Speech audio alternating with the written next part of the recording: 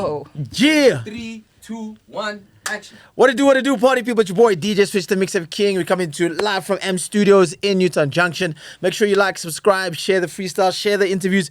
Let us know who you'd like to see on the show. It's not just about up and coming artists. It's about just artists in general. And I'm just trying to shed light and give them some of the things they want to see, and we'll give you guys what you want to see.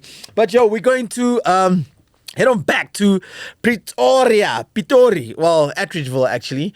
And we were out there a couple of weeks ago for ShootUrShot, and we started meeting a whole lot of great artists. And one in particular that stole the show, she goes by the name of Maddy T.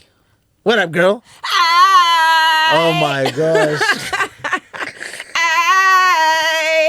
I'm out here and put me on sis. You know what to do. How could I be? What's up? It is all up. Is it ghetto out here? Yo, what's going on? Definitely. They said you can take a girl out the ghetto, but you can't take the... Get out of me. Hey? Exactly. So even if I am out here in Buckingham Palace, I'll probably be like twerking, or like doing something. Are we ending the show already or what? Who is Maddy T? Who is Maddy T? Yeah. Maddy T is an underground queen. But Maddy T is a singer, songwriter, rapper. Give the profession. Come on, give the profession. Multidisciplinary artist, okay. Maddy T is also an attorney. Hey, come on, shout out, yo, shout out. And conveyancer. So I'm an attorney, notary, and conveyancer, and so I guess that's me on that side. But that's crazy because we always have artists coming through, and some of them have been doing this for a long time. You've been doing this for a long time, yeah. And then they realize, like, oh man, I gotta still do my job. I gotta do this 9 to 5 because that's gonna keep the bread on the table and the lights on. And when we spoke out in Pretoria, you spoke about which is something very, very key, and that is obviously helping people read contracts, do certain things. So legal advice, entertainment industry, you can provide that. 100%, I can provide that. I also gave you some game like, that could be a little small business, right? Definitely. So that's definitely something that I have thought about, and it's something that I'm passionate about, right? Because growing up, I've been analyzing the entertainment industry for quite a while because it's something that I've always wanted to do. And what I noticed was that artists tend to die broke. I don't know what happened, but they die broke. Royalties, there's a lot of fights with record labels. Sure. And then, I got to learn it's because they don't read. Right. And then, I was like whether I'm name dropping or whatever, but literally I was listening to an MT interview, and he was like, because they were asking him like, yo bro, like what happened with Ambitious and whatnot? Sure. And he was like, listen, like when I signed my deal, like I was like zoned out. I was zoned out in that meeting. I had a couple of 2 minutes. I don't know. He was just like, he literally said like I was like sleeping, like he was not interested. And I think that's a lot of artists where we want to focus on the music, we want to focus on the sound, we want to focus on the look, but they're not focusing on the business. Yeah, and then now you find yourself like being broke. You can't even sustain your lifestyle because you didn't check about royalty splits. You don't know about intellectual property. You don't know about copyrights. You don't know about patents. You don't just what actually dictates your work. I get you. It's so important. And it's a big thing because people just want to create the music. They don't want to go and sit in a boardroom and be like, yo man, why are we here? Like, when do we get to the studio and when do we become famous? Exactly. Guys, in order for you to make money, you need to read the fine print. 100%. And that's where the money comes. It doesn't come in from, well, it does come in from you, performing a lot of shows. But before you even get onto that stage, you sign a contract. 100%. And that's where you're going to get your money. That's how you're going to get paid, right? What does music mean for you? Because, you've been doing this for a long time. You've been in the shadows of, the AKAs as well as JR. How did that come about? So, okay, it's like a loaded question. So, what does music mean to me? Music is everything to me. Art is everything to me. It's a core part of my being. I think that's another thing that I've constantly struggled with being, I had to make a decision basically, which we'll get into that, I had a choice whether like sort of follow art fully or kind of, go do something else as well. And like I said, analyzing the industry, I always looked at it as in South Africa, it's a different market than the US States, right? and Europe, etc. Like music is still very unformalized here, unstructured, art. Right. A lot of artists are not getting what they do, and I think that's what kind of informed my decision to, instead of maybe going to do like straight out of matric, go into music full time. I thought, okay, let me, become a lawyer and all these things. Some backup. Some backup. Yeah. Yeah. So music is everything to me. I've always been an artist. I've done interacting. I've done theater. I did, drama till matric. Hence the flamboyancy out here. Yeah. Hence you're like, what's going on? No. This is literally me. I'm Z drama queen, right? So literally that's Z drama queen. And so music, everyone who knows me from high school knows that I've been doing that. And that brings me to the, JR and, the AKA situations. This is all from high school. This is from when I was 15 years old.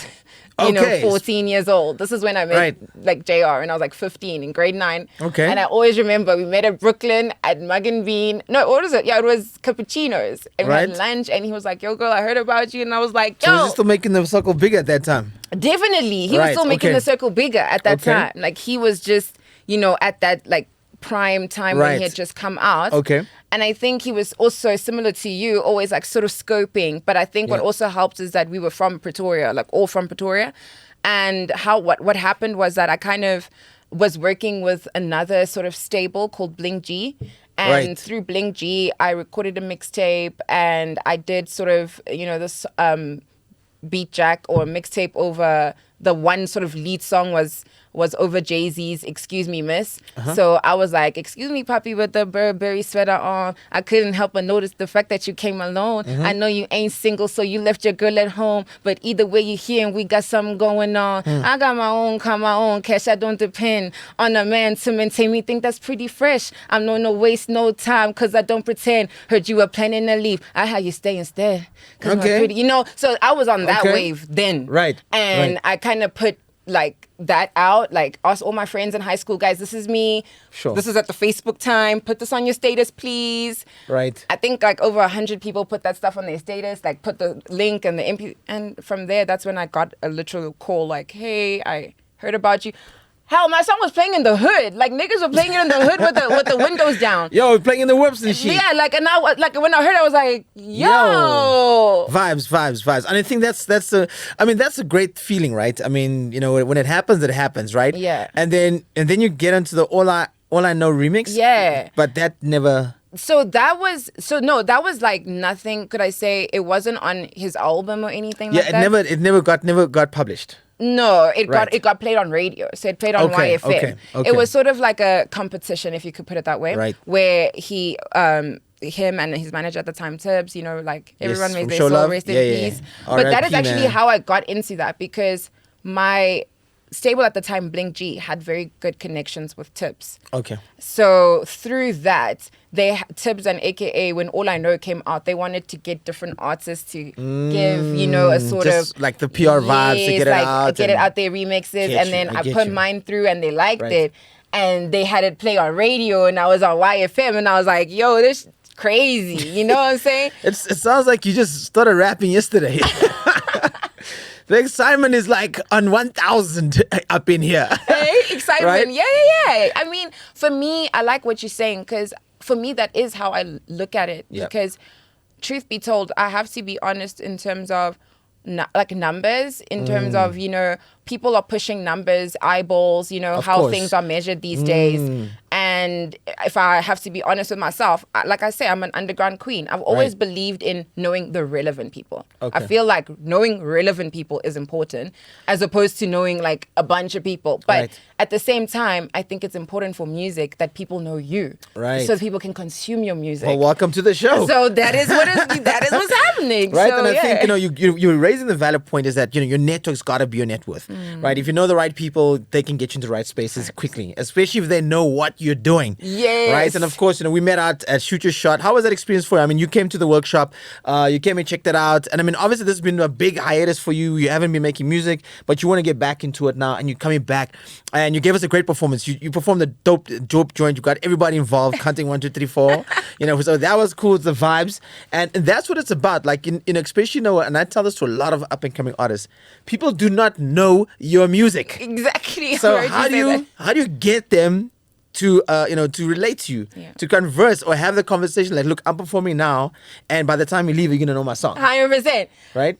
Yeah, it's crazy. Like, I mean, you really have to consider that, right? So that you don't have a big brand. Correct. You're not Drake, you're not Travis Scott, whoever. So people don't just listen to your music with that open ear already. Right. So you have to look at how can you make your song, authentic to you, but still catchy, something that you think could play on radio or that people could catch on to quickly, especially coming out. Like I could do hardcore like verses and go sort of rapidy rap vibes. Yeah. Like go very like conscious, and there's songs where I talk about prayer and God and more things like what's happening in society. But then that's not for everyone. So 100%. So sometimes you got to hit them with the, like, when I go to the studio, I will say, I want a club banger today. Right. Like I will say, I want to play the song in the club. So before I record, I already have an idea of what it is I'm trying to do with the song. Right. So, and it's crazy with your feedback because like we met a lot of artists from ShootUrShot, which was an amazing experience. Yeah. And like the one guy says to me, like, DMs me and he's like, hey, is that 5 4 3 2 1 song out? Like literally he just calls it the 5 4 3 2 1 song. Yeah. And and I felt it. So in terms of performance, I always give my 100% because you have to, no one knows, like you have to, like, you got to make a statement. Memorable, right? exactly. You got to be memorable. You have to be memorable. And that's such a good thing to look at, because when you rock up, especially like in that kind of environment, you want to leave some. You want to leave your mark. You want to leave your presence so people remember you. And it's like a lot of people don't know how to do that. So and you came like you came out, you were swagged out, and we were like, okay. I mean, we were kind of shaking because you were jumping around with your high heels and stuff. Like, so in case I fall or something. So we were like, hey, like, yo, don't fall, don't bail. Yeah, I was tables on my high heels. Yeah, we don't have the insurance to cover that, but I'm just saying, you know what I mean? So I was like, all right, girl, you calm down now, but okay. No, like, it's crazy because, like, even at, I had, like, the privilege of performing at Zanzu at Hatfield in December 2023, and I performed the same song. Wow. I performed 2 or 3 songs, different songs as well, including that one. And I was in my heels and I was on the tables. So I think... Yeah, but if you're in the club, that's at your own risk. That's at my own risk, but yeah, okay. You don't want liability. No liability to DJ Switch. You could be serving bottles out there at Zanzu. I'm just saying. But there was no injuries, guys. Yeah. There were no injuries. We were all fine. But yeah, put me on... ShootUrShot was really awesome. Yeah. What I really, really loved about that was...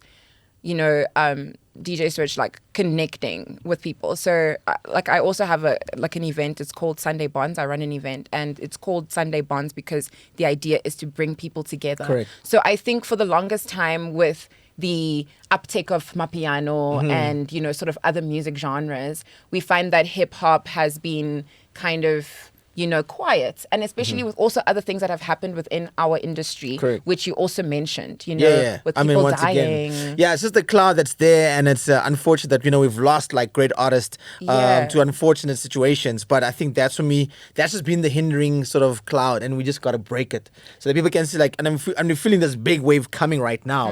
A lot of people are getting involved. They're getting back into music. They're making it more fun and all that kind of stuff. You know what I mean? So I mean, we're gonna go back to like the lawyer side of you, and I love that. That's me too. Right, and I think it's such a good thing to have that quality, because if you can build that into a business, you can help other artists, right? Because I told you, like, hey man, there's some free game. Maybe you should speak to some up and coming artists and say, hey, you offer this service, charge them like $500 to read through a contract. If they're getting into some deal or anything, once again, we'll put that on the handle at the bottom of the screen. Yeah. And basically they can hit you up. 100%. And you can make that an actual business to help up and coming artists. Yeah. Especially if they don't have like the super racks to, to get, Definitely. higher end lawyers to go do it for you. I mean, how long have you been a lawyer for? So I actually got admitted as an attorney in 2019 in October. wow. So I'm kind of like a senior, like 5 years PQE. Hey. Yeah. Whatever PQE stands for. Post qualification experience. You know, for the lawyers who watch the show, because I'm saying there might be. But yeah, so you entrusted can bond a lot. Hey? You entrusted SLK can bond a lot. Yes, exactly. Yeah. Right? And I also met another girl. She's more on the like Mapiano side, Makanj, and she was like, I'm also a lawyer. Because I've gone out to a YouTube event and I was like, you know, and she's like, I'm also a lawyer. So I think what I'm noticing is that I used to have imposter syndrome for the longest time about both sides, actually. Sure. Being a lawyer, but knowing that I'm not the typical black and white lawyer. Right? And, and like black and white meaning like suit vibes. Suit with the vibes. Hair. Yes, please, you know? Yeah, suit vibes, the hair, And then imposter syndrome on the art side because art's not all that you do. Sure. You know, because there's, you know, some artists can give you that thing. I'm like, oh girl, like this is all we do. So you. Yeah. So I've had to overcome that. So meeting a lot of people who show me that they are going for everything that they believe. I, like slowly but surely, I've started to like dismantle my limiting beliefs and be like, you can own all of this. And I agree with you. I'm passionate about assisting artists. I want to do that. It's something that I've been told before. I did a sort of a PR press tour with Sipho Magosa and went on radio tours and such, and he had said the same thing to me, working with a lot of young artists, which he does, and said like, you should offer the service to artists. Exactly. And I think it's happening, guys. I'm offering the service. It's done. I mean, it's done. It's happening, right? Yeah. Also, like, you know, once again, loving the energy. It's crazy. You know, you're also losing my train of thought. Sorry, like, what's my next question? So now we're coming out of this hiatus of making music. So what are we looking at now this year? Obviously, you've been making music, right, for a long time. It's not a short time. Yeah. It's a long time. Why do you think that, you know, when people start making music, if it doesn't work out in, let's say, the first 2 years, they give up, or in the next 3 years or 5 years, they give up. And, you know, you've kept going because you're like, I can just go and study and be a lawyer, and then now I've got a degree, so now I can fall back on this qualification. Why do you think artists sort of lose interest? You know, I think a lot of the time, personally, my view is I just think it's a lack of forward planning and a lack of really thinking about things. And I think a lot of times it's a lack of doing things for the right reason, or rather it's more doing things for the wrong reason. It goes back to like sort of a conversation I've previously had. It's like people getting married, for example, like, you know, divorce rates are really high. Right. And they don't really plan this whole thing, and they're just like, let's just get married tomorrow. Yeah, let's just get married. I'm in love with you, And then they don't sign, for example, anti-nuptial contracts. I'm a lawyer. Right? Like a prenup. But like, because people are saying that like when we first meet and we've been dating for 2 years, great, we're in love. 10 years from now, you don't know what you hate about me. You don't know what you're going to find out, what skeletons, but we don't think that far ahead. Right. And that, I think for me, like I said, I analyzed. I mean, so you think people fall out of love with music? I think a lot of people get jaded as well with music because it's a tough industry. I think it's the pictures that you see is not reality. You know, it's very kind of like, well, I'm just gonna paint it like, you know, sometimes I paint it with stickman and sometimes I paint it like realistically. You know what I mean? I get that. So you know, and then what you see and what you get is not the same thing. No, that is so true. Like, I think because I've been in the industry for a long time as well, like you're saying, I think what we see on Instagram and Facebook, guys, people need to kind of remember that people are showing the highlights. Yeah, people are posting the highlights of their life. Correct. It is not their life. But now people want to measure themselves against that. Right. So, for example, if I'm a big artist, like big artists, they'll post at performances. They'll post at like, you know, they're at the gigs. You see the hands. You see they've got the cameraman.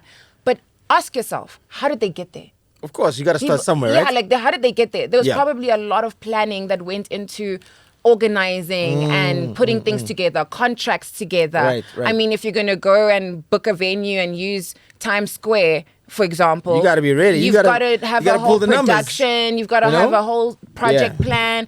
You know what I'm saying? So I just think that why people tap out of music, either maybe they weren't really into it, like they didn't, it like wasn't like their purpose and dream. Correct. Like really, because I really believe that if something is, you know that it's for you, won't let it go, you shouldn't. For sure. And the other reason I think is because they get disappointed. I get you. By not having thought about how tough this shit is. Industry is. Exactly. Now, you've been doing this for a long time. Now, what do you think is the missing factor from your side? Why is it that, you know, you haven't cracked the head or cracked the nail with the hammer, you know? I would say it's a number of things. So like, well, I could just give you a few ideas. So the first thing is when I left matric, I went to Wits. So I studied, I went to high school in Pretoria, Crawford College in Pretoria. Then straight after that, I went to Wits. Crawford, baby. Hey. Shout out. You know, they're private vibes, you know what I mean? The blacks that went to private school. Please, I hope I don't behave like one of those. But, okay, back to the story. Back to the story. So I think that when, like I was saying, so straight out of matric, I went to study. I did my BCom, which was the 3 years, and then I did my postgrad LLB, that's another 2 years. And then I did my art. I took a gap year, pushed a little bit of music in there, did my articles for 2 years. So if you notice, the journey for me to become an admitted attorney needed quite a bit of focus, quite a lot of intentional focus. So in between all of that, I was releasing music now and then sporadically. So I guess the short answer to your question is consistency. And I think that was it right there. Now you're hitting it. Yeah. Right? And I think the way she loves it. Okay, so so I think that's a big thing, right? Yeah. I think you know that's what keeps a lot of artists around long enough, right? Is the consistency, because the consistency will yield the reward, right? You know, once again, this is not a luck game. You know, you can't be lucky, but hard work definitely will show. And just like a tree doesn't bear fruits by luck. It'll actually like bear fruits because it's got to go through the process. You got to go through photosynthesis. You got to grow. You got to get watered, etc., etc. You know what I mean? So I think, you know, that's one thing that we lack in South Africa is the consistency. And it could be a number of variables. You know, it doesn't always have to be money. Because today I think it is one of them. Yeah, I think but accessibility today to a studio is a lot easier compared to what we used to. I mean, you know, without an amp, you can book some free time here, and some other places do offer it, right? 100%. And I think, you know, that's one thing where, you know, and I was listening to some of the music, and I was like, okay, you need some guidance too. I think so too. Right. Well, I'm glad. Well, let's give you claps for that too, because we're gonna start seeing the freestyle. Right? Right, because you were freestyling just, and I was like, oh, that's all good. But I mean, hey, you know. She was fun shaking. Yeah, let's see just now. We'll see just now.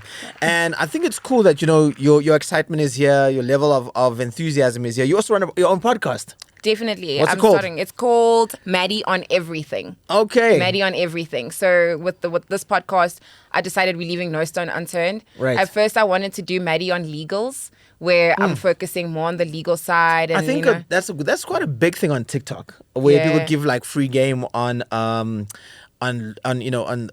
what do you call it, on legal matters. Yes, right. Yes. And they give free game because some of them have worked for firms for a long time, and obviously you're not allowed to do that on social media. It's against the firm policy. Yes. But if you're working for yourself, you can do that, and Definitely. you can also generate more clientele by them coming to you, and they feel you're honest enough as a lawyer that you can give them assistance, right? 100%. Yeah. So I think that's cool. I think you shouldn't leave it out, because I think it sort of fits in with both, because we need legal representation, and it's not legal wise, but but you know, but I think if you're willing to help more South Africans, because we're blinded by a lot of things. Definitely. Yeah. And a lot of people are getting scammed. You can't get out of it. You dating some Pakistani guy for his surname, or he's giving you 400 bucks every month That's the new thing that's going around right now, and those kind of things. And if you give that advice, I think it's still great. Yeah. Right. Obviously, Maddy stems from because it doesn't stem from your name, right? Maddy T. Yeah. Where does Maddy T come from? Okay. So where were you going? So you can figure it out. I just want to know. Okay. So I changed my name, by the way. So I started off my stage name. I was Ms. Z before. Oh right, yes, that's also the story. It was first Ms. Z, and then it was now evolution. And then it was an evolution. I had like a Diddy moment. I was like Sean Combs, No P. Diddy. Diddy. Not like beating up people, Diddy, not saying. that Diddy. Yeah. But that switch. Or is it like a Zinger moment when Zinger decided he's going to be Buddha T? Right. Yeah, so Okay. I think, but I changed mine before, okay? But anyway. It's a lot of hard work to rebrand. It's a lot of hard work. It's a lot of hard work. Yes, so that was it. So I was Ms. Z for the longest time, and I came out as Maddy T because of the fact that the whole time you were studying law and all this, and you were Ms. Z. Right. Now you're coming back, like as you're saying, after your hiatus. What is this? This is a new era. All right. This is the new era. Okay, so look, I'm excited from the performance we got out in Pretoria. I'm very, very excited. But I didn't answer your question, Switch. Okay, good Let me listener, answer. lawyer, Yes, lawyer I need vibes. to. Got it. So Maddy, my surname is Matungandaba. So Maddy comes from that, my surname, and the T, that's my surname. So that comes from my dad. So Matungandaba is my dad's surname and my surname.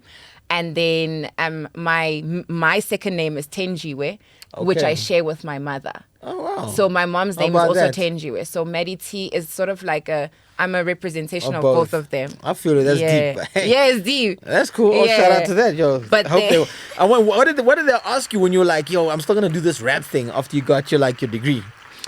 My parents are so interesting. My mom is very supportive. She supports everything that I do. So is my dad. My dad is they divorced. They're not together. Okay. So but my dad's thing is sort of like, you like everything you do is for you. That's his parenting. Whatever, he told me, he was always telling me, like, when you go to school, it's not for me. You're not trying to make me or hit like a him or anything like that. Yeah, it's for you. Fire. That's his teaching to me. He's always said to me, compete. He's always said compete. Like your peers. He just wants me to be competitive in terms of being able to thrive in life and survive. Because I think one day they won't be around, and they want to make sure that I'm not going to be found shaking. And on that note, it's about that time. So we do the freestyle section out here, and it's obviously freestyles can be written. Of course, freestyles can be. It's just the art form, and once again, it's to test the MC that steps into the room and steps in behind the mic, because it's all fun and games behind the camera, but when it's in front of the camera, it's serious now. You feel me? Because when you gotta be on stage, it's all serious there too. You feel me? It's hectic. But we were born ready. I'm just